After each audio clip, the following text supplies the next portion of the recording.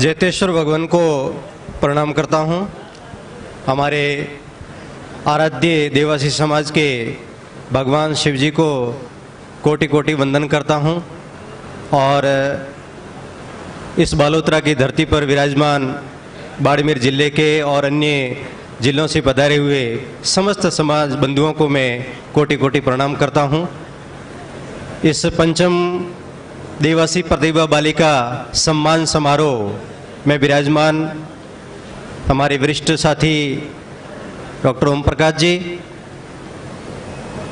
मेहराराम जी, अमराराम जी, हनुमान जी और जैतेश्वर शिक्षा एवं शोध संस्थान के शेराराम जी और मोहन जी, चौथाराम जी और अन्य समस्त कार्यकर्ता और पंडाल में विराजमान समस्त देवासी समाज के मेरे वरिष्ठ जनों, युवा साथियों, बहनों और समाज की लाडली बेटियां, मैं आपका हार्दिक स्वागत और अभिनंदन करता हूं।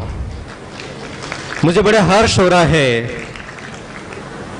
कि इस बाड़मेर की धरती पर ये 5वां बालिका प्रतिभा सम्मान समारोह हो रहा है और 2 सम्मान समारोह का मैं खुद साक्षी हूं, गवाही हूं।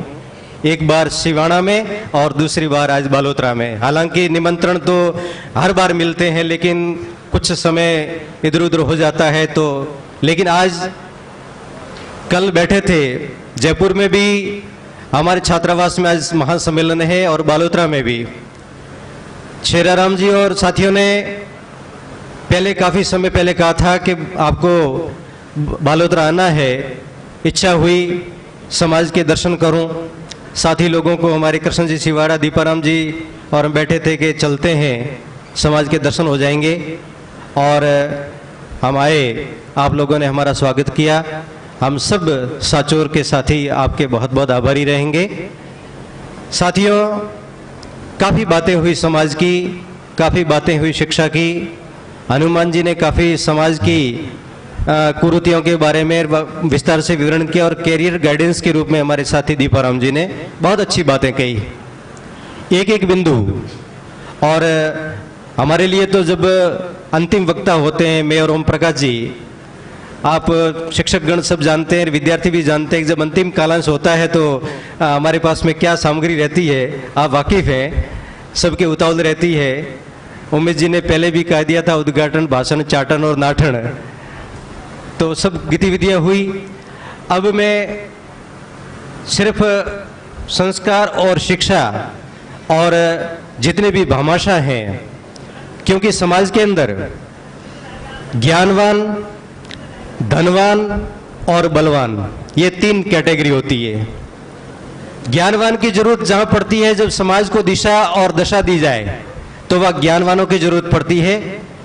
तो जितने भी संत महात्मा पूर्व काल में हुए, उन्होंने भी कहा और आज भी मैं भी कह रहा हूं कि यदि समाज को आगे बढ़ाना है तो ज्ञानवान व्यक्तियों को आगे रखना होगा और धनवान को बीच में रखना होगा और बलवान को पीछे रखना होगा।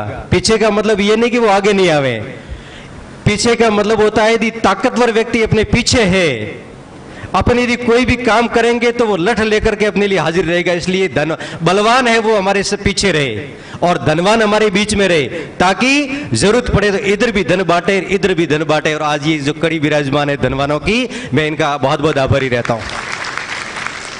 मुक्त हाथ से अमराराम जी की बात सुनी। आज जितने युवा साथी हैं, क्योंकि जितने प्रवासी बंधु हैं समाज को बहुत अच्छा सहयोग दे रहे हैं, जितने भी छात्रावास बन रहे हैं समाज के अंदर भामाशाह मुक्त हस्त से दान देते हैं। दीपाराम जी ने कहा, मैं छात्रावास की हकीकत बात करूं, जब समाज के अंदर अकाल पड़ा, यहाँ कुछ पैसों की समस्या आ गई, मैं सारे समाज को आश्वस्त करता हूं कि मैं मेरी टीम से सहित मुंबई गया और प्रवासियों के आगे कुंभारवाड़ा के अंदर एक सम्मेलन किया और वहां 20 मिनट 22 मिनट के मेरे उद्बोधन के अंदर 22 लाख रुपए दे दिए मेरे समाज के युवाओं ने। इससे बड़ी और क्या बात हो सकती है। आप खर्च करने वाले हो तो जितने भी समाज के जो छात्रावास हैं, जोधपुर के अंदर देख लो, बालोतरा के अंदर देख लो, अभी हम गुड़ामालनी से आ रहे थे मैं भाई नरेंद्र जी को कहना चाहता हूं, और यहां भी और भी कोई गुड़ामालानी के और कोई साथी हैं, आप यथा स्थिति जो काफी सालों से मैं देख रहा हूं आते जाते वक्त, उनको थोड़ा प्रोग्रेस दीजिए, क्योंकि समाज के अंदर जितने भी आजकल धार्मिक जो कर्मकांड हो रहे हैं, मैं खुद आध्यात्मिक प्रवर्तिका हूं, मैं खुद भजन गायक हूं, भजनी हूं, लेकिन जो आडंबर बढ़ रहे हैं, मैं समाज के चंदे के लिए गांव गांव जाता हूं, 500 रुपये हर घर से मांगता हूं या 1100 रुपये मांगता हूं, तो कहते हैं कि आज नहीं कल, अब की बार बरसात नहीं हुई ये। जब उनकी झोंपड़ी और कच्चे ओरडे को देखता हूं और एक तरफ उसी घर के पास में एक देवी या मामा जी का टाइल्स मार्बल लगे हुए जब मंदिर देखता हूं, तब मैं तुलना करता हूं और फिर उनको मैं समझाता हूं कि एक देवी और देवता को आपके घर के एक आड़े के अंदर, छोटे आड़े में विराजमान कीजिए। कभी माता जी या मामा जी या कोई भी बड़ी देवी देवता नहीं कहते कि मुझे मार्बल के, आपके घर के पास में मार्बल का घर बना करके या पूजा कीजिए। तो मेरा ये निवेदन है, डॉक्टर जितने भी अपने किरोड़ी सिंह बैसला और जितने भी समाज सुधारक हुए हैं, उन्होंने कहा था कि 15 साल की इमरजेंसी लगा दीजिए फिजूल खर्चों पर, और जो सारे के सारे जो खर्चे हैं वो केवल और केवल शिक्षा पर आप खर्च कीजिए, और 15 साल के बाद में आप रिजल्ट देखिए तो मेरा राम जी का और किरोड़ी जी का जो संघर्ष हुआ वो सार्थक होगा। अब हम पढ़ाएंगे नहीं और करोड़ों रुपए धर्म और आडंबर में खर्च कर देंगे, वो पैसा डाइवर्ट कीजिए, एजुकेशन में डाइवर्ट कीजिए, छात्रावास निर्माण कीजिए, बालिका छात्रावास निर्माण कीजिए, पुस्तकालयों का निर्माण कीजिए। विज्ञान और टेक्नोलॉजी का जमाना है, और इस जमाने के अंदर यदि अपन अन्य समाजों की होड़ करना चाहते हैं, अपने समाज को यदि बहुत ऊंचा और हाई लेवल का देखना चाहते हैं, तो इसका सिर्फ और सिर्फ एक कड़ी है, वो एजुकेशन है, केवल शिक्षा। और शिक्षा के साथ साथ के अंदर वैज्ञानिक दृष्टिकोण रखिए, परंपराओं को भी साथ में लेकर के चलना है। यदि परंपराएं साथ में नहीं रही तो समाज के अंदर विकृतियां पैदा हो जाएगी। तो अपने जो सामाजिक जो परंपराएं हैं, अपना जो पहनावा है, मैं युवा साथी जो प्रवासी, उनसे मैं हमेशा कहता हूं कि आप जब गर्मियों की छुट्टियां हो, वो बच्चों की छुट्टियां हो, 1.5 महीने की छुट्टियां हो, अपने बच्चों को, परिवार को यहाँ गांवों में लाइए, अपने सगे संबंधियों से परिचित करवाइए, या रेत के धोरों में खेलने दीजिए, या कीचड़ के अंदर लौटने दीजिए, और कैर और खोखे खाने दीजिए, ताकि वो संस्कृति से परिचित हो। केवल एसी रूम के अंदर और केवल है जो उस फ्रिज से यदि सटे रहे तो बच्चे आपको क्या पहचानेंगे?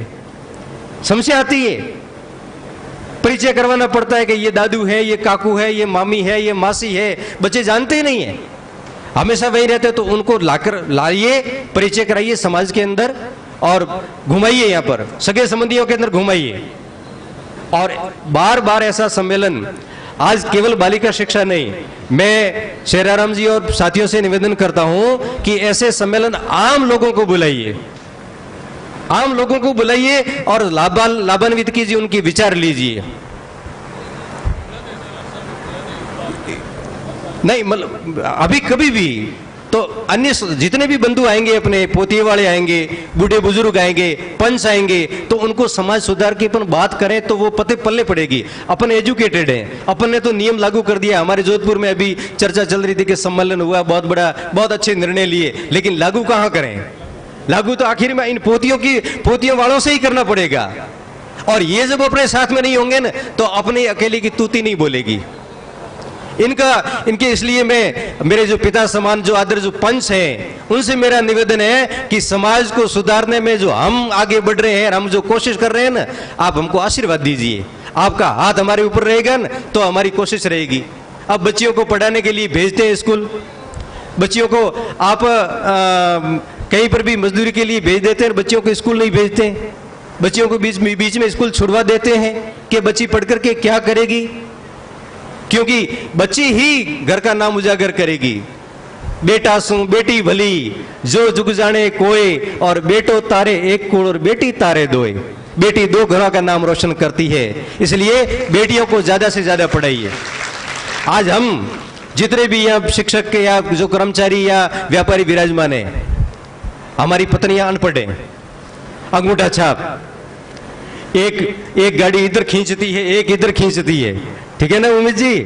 तो ये सारी की सारी समस्याएं अपने बच्चों को तो नहीं आवे, कम से कम अपनी तो गाड़ी जैसे तैसे करके अपन ने पार कर ली, लेकिन अपने बच्चों और अपने बच्चियों के लिए समस्या ये नहीं आवे। एक डावियार और एक जमणियार पहला जो बड़द हालता नहीं, एक खौजाटी ने वो जो ही कटे रह जाए पसे। इसलिए बच्चों और बच्चियों को दोनों बराबर एजुकेटेड कीजिए, शिक्षित कीजिए, ताकि अपने जो जोड़ी है बराबर चलती रहे। समाज के अंदर विकृतियां आ रही है, मैं समाज के पंच विराजमान है। आज क्यों बड़े होने के बाद में सगाई छोड़ देते हैं, एजुकेटेड होने के बाद में या कोई बड़े पद पर पहुंचते ही क्यों सगाई छोड़ देते हैं? क्या संस्कार ऐसे अपन ने संस्कार दिए हैं उनको कि वो कोई बड़े पद पर, चाहे वो लड़की हो चाहे लड़का हो, यदि अनपढ़ मिल जाए? हमने तो अनपढ़ को जिंदगी साथ में गुजार ली, तो क्या बच्चियां किसी अनपढ़ के साथ में जिंदगी नहीं गुजार सकती? तो ये सारी ऐसी बातों पर विचार करना पड़ेगा। आज जगह जगह पर मीडिया में देख रहे हैं कितनी विकृतियां आ रही है समाज के अंदर, और इसका मुख्य जो कारण है, जो जहर है, मीठा जहर है, वो है मोबाइल। इसलिए मैं बच्चियों और जितने युवा हैं उनसे मेरा निवेदन है कि आप अच्छी टेक्नोलॉजी की बात सीखिए, आप YouTube पर सर्च कीजिए, बहुत ज्ञान की बातें, सारी की सारी पुस्तकें आप डाउनलोड कीजिए, लेकिन आप बिस्तर के अंदर रात को 12-12 बजे तक उठ करके यदि आप गलत वीडियो और गलत बातें कर रहे हो तो ये समाज के लिए एक अभिशाप बनेगा और ये समाज का सर्वनाश कर देगा। इसलिए अभी से कंट्रोल कर दीजिए। माँ बाप ये ध्यान रखिए कि मेरा बच्चा किससे बात कर रहा है, मेरी बच्ची किससे बात कर रही है। कोई संकोच नहीं है, केवल बच्ची पर नहीं, बच्चों पर नजर रखनी बहुत जरूरी है, बहुत जरूरी है। अभी शादियों का माहौल था, सीजन थी, हमारे गांव में वो बच्चियां सब एक कटोरी में मेहंदी भिगो करके सब मेहंदियां बांध रही थी। भाई साहब जितने से आए, कोई व्यापारी थे या कर्मचारी जो भी घर आए, के भोजन देना। अब बहन ने या माँ ने या भाभी ने थाली में सब्जी रोटी परोस करके दे दी, और वो वापस है जो अपने काम में लगी, वो मेहंदी की कटोरी वहीं भूल गई। भाई साहब एक बार तो वो मोबाइल देख रहे हैं हाथ में, एक बार तो सब्जी में, एक बार है जो मेहंदी में खा रहे हैं, और कह रहे हैं, धमकी दे रहे हैं, मम्मी ये क्या सब्जी के अंदर न तो मिर्चें हैं, न तड़का डाला है, नमक खैर कुछ नहीं है। फिर देखा कह रहे मेहंदी की कटोरी तो मेहंदी खा रहा है। मतलब हकीकत के अंदर भोजन करते करते भी मोबाइल चालू। कम से कम ये तो एक, जितना ईश्वर का जो प्रसाद है, भगवान को अपन प्रसाद मानते हैं, भोजन करते थे इस मोबाइल को एक तरफ रख दीजिए। 10 बजते ही यदि आपकी जरूरत नहीं तो बिस्तर में मत रखिए मोबाइल। इसका जो खतरनाक जो वायरस है वो अपने कानों में, मस्तिष्क में बहुत गलत इफेक्ट करते हैं। इसलिए बिस्तर में लेकर के बच्चे की तरह, लाड की तरह इसको, मोबाइल को बिस्तर में लेकर के मत सोइए। और मैं बच्चियों से निवेदन करता हूं कि आप कितनी भी कैसे भी पढ़ लें, अपने जो अपना समाज का रीति रिवाज, अपने समाज की परंपराएं हैं, उनको मत भूलना। कितने भी पढ़ लें आप, मर्यादा कभी भी मत भूलना। अपने माता और पिता का नाम कभी भी कलंकित मत करना, रोशन करना। और जितने घरेलू अपने काम है, अपने खेती बाड़ी हैं, अपने मालधारी हैं, अपने व्यापारी हैं, अपने कर्मचारी हैं, जो अपने घरों के अंदर काम होता है वो काम सीखिए। केवल किताबी शिक्षा तक आप सीमित मत रहिए। आप रसोई का काम सीखिए। आप घर पर गाय भैंस है तो गाय भैंस धोना, चारना, फसलें काटना, सब काम सीखिए। और यदि केवल किताबी शिक्षा तक सीमित रही तो फिर आपका भविष्य अंधकारमय है। अभी सिटी के अंदर सगाई के लिए लड़कियों को देखने के लिए जाते हैं, पूछते हैं, इंटरव्यू लेते हैं। सासू और ससुर और उनकी ननद वगैरह भाभियां साथ में होती हैं, सब इंटरव्यू लेते हैं कि भाई क्या क्या तुम्हें आता है पढ़ाई के अलावा, कि वो आता है, मुझे वो आता है, सिलाई आती, फलाना आता है। कि बेटा तुझे रसोई में क्या क्या आता है? तो रसोई में मुझे आलस आता है, पसीना आता है, कभी कभी चक्कर भी आते हैं। तो ये सारी की सारी समस्याएं कब होती है? जब अपन घरेलू काम में इंटरेस्ट नहीं लेते हैं। इसलिए घरेलू काम के अंदर भी इंटरेस्ट लीजिए, सारा का सारा काम सीखिए। केवल मम्मी और भाभी के भरोसे रसोई को मत हवाले कीजिए। मेरा ये निवेदन है। धार्मिक आडंबरों में, मृत्यु भोजों में और जो नशा समाज के अंदर जो बढ़ रहा है, हमने अभियान छेड़ा है कि नशा मुक्त समाज हो। बड़े बुजुर्ग जो ले रहे हैं बंदानी हो गए, उनकी ऐसी नौबत आ गई है कि नाड़ी नशा है, अफीम लेना जरूरी है। तो कम से कम जो नए युवा हैं मैं अभी साथियों के वापी के मैं हूँ, मुंबई गया तो वहाँ हर संडे को अपने प्रवासी एक रेहान करते हैं कि आज उनके वहाँ मेहमान, आज उनके, और अपने मारवाड़ से वहाँ ज़्यादा अफीम लेते हैं। मैंने मेरी नज़रों से देखा है। मैंने कहा ये क्या मचा रखा है, हमने तो आपको बिजनेस के लिए भेजा था, हमने तो के सारा का सारा धन अपने यहाँ समाज में लगाओगे और आप तो यहाँ एक दूसरे को यूं कर रहे हो, हैं? फिर क्या मतलब, उससे क्या औचित्य हुआ, ये मैंने देखा है। तो ये मैं युवा साथियों से मेरा निवेदन है कि इस लत से बहुत दूर रहिए। समाज को किस प्रकार संस्कारवान बनाना है, किस प्रकार ज्ञानवान बनाना है, किस प्रकार समृद्ध बनाना है, ये सभी अपन राजनेता चाहे वार्डपन से लगा करके एमएलए एमपी तक हो, समाज को नई दिशा देनी पड़ेगी। समाज के जितने पंच हैं उनको नई दिशा देनी पड़ेगी। समाज के जितने कर्मचारी जगत के सब मेरे साथी हैं उनको समाज को नई दिशा देनी पड़ेगी और युवाओं को उस पथ पर चलना पड़ेगा कि बीती बातां ढल गई रातां और पूर्व फेंक्यो नयो उजाड़ो, नई थाल दे बाजू उड़ासूं, बरस बीत गया राम राज ने लाता लाता, अरे किन्नरी जोवे बाट लाडला। अब तो वक्त पहचान रहे, अब तो वक्त पहचानो। कितने वर्ष तक अपन है जो परिपाटियों में, पुरानी परिपाटियों के अंदर अपन कहते हैं कि बदलना नहीं है, ये तो अपने समाज का रीति रिवाज है। देखिए संविधान बनने के बाद में कितने संशोधन हुए, जैसा हवा बजती वैसा वोट करना चाहिए। अब उनाड़ू बाजे रहो, हियाड़ू ओथो करने बैठा रहो तो, और हियाड़ू बाजे उनाड़ू ओथो करने बैठा रहो तो विपरीत दिशाओं के अंदर किस प्रकार अपन को रहना है, वो सब जैसो बाजे वायरो तैसी लीजिए वोट, इस प्रकार की वोट अपन को लेनी है। आपने मुझे बुलाया क्योंकि समय बहुत काफ़ी हो चुका है, सबका ध्यान भोजन की तरफ है। अभी डॉक्टर ओम प्रकाश जी को भी बोलना है। आपको बहुत बहुत धन्यवाद। और मेरा ये कहना है कि जितने बाड़मेर के अंदर जितने भी तहसीलें हैं, उन तहसीलों पर भव्य छात्रावास का निर्माण, मेयर जी, उमेश जी, जितने भी, एक भी तहसील, एक भी ब्लॉक बाकी नहीं रहना चाहिए। और इन युवाओं जो व्यापारी हैं उनसे खुला मांगिए आप, और देंगे, ये देंगे। और यहाँ पर भी कोई कमी नहीं है, समाज के अंदर बहुत अच्छे से व्यापारी और सारे कर्मचारी बहुत अच्छे से मेहनत कर रहे हैं। इसलिए ज़्यादा से ज़्यादा छात्रावास का निर्माण करिए। जितने भी अपने जयपुर हो, चाहे कोटा हो, जोधपुर हो, जो बड़े बड़े जिलों पर राजधानी और जो शिक्षा जगत पर, वहाँ आप देखो बालिका शिक्षा की बहुत कमी आ रही है। लड़के तो जहाँ तहाँ पढ़ लेते हैं, बच्चियों को कहाँ भेजें, तो अपने अपने होम टाउन के अंदर बालिकाएं छात्रावास खड़ी कर दीजिए। बालोतरा की बच्ची बालोतरा में पढ़े, गुड़ा मालानी की बच्ची गुड़ा मालानी में पढ़े, जोधपुर की बच्ची जोधपुर में पढ़े, और बाड़मेर की बच्ची बाड़मेर पढ़े, ताकि अपन को कोई डर नहीं, कोई किसकी। और जितने भी ऐसे ऐसे जो बुजुर्ग जो रिटायर हो रहे हैं उनको छात्रावास अधीक्षक बना दीजिए। हमारे साचौर के अंदर चौधरी समाज की छात्रावास है, आवासीय, और वहाँ बुजुर्ग जितने भी शिक्षक हैं उनको छात्रावास अधीक्षक बना दिया। बेटियों की तरह वो पालते हैं, और 10 साल के अंदर उन्होंने शानदार रिजल्ट दिया है। आज एजुकेशन के अंदर विष्णुई जाति तो खैर आदिकाल से मैं मानता हूँ, लेकिन बाकी जातियों ने भी सर्वांगीण विकास कर लिया है। आज हर स्कूल के अंदर, हर पुलिस थाने के अंदर आपको जितनी भी बालिकाएं मिलेगी, इन समाजों की मिलेगी। क्या अपन ये करते हैं क्या? ये आगे चल करके अपन को ही तो करना पड़ेगा, तब अपना समाज रिजल्ट देगा। इसलिए मैं सभी से हाथ जोड़ करके निवेदन करता हूं कि आप इस बात को गौर करें। और मेरी बात थोड़ी कड़वी लगी हो, क्योंकि मैं नशे के, मृत्युभोज के और जितने भी धार्मिक आडंबर हैं इनके हमेशा खिलाफ में बोलता हूं, लेकिन आध्यात्मिक प्रवृत्ति को साथ में रखते हुए, परंपराओं को मानते हुए और साथ में वैज्ञानिक दृष्टिकोण को रखते हुए समाज को आगे बढ़ाइए।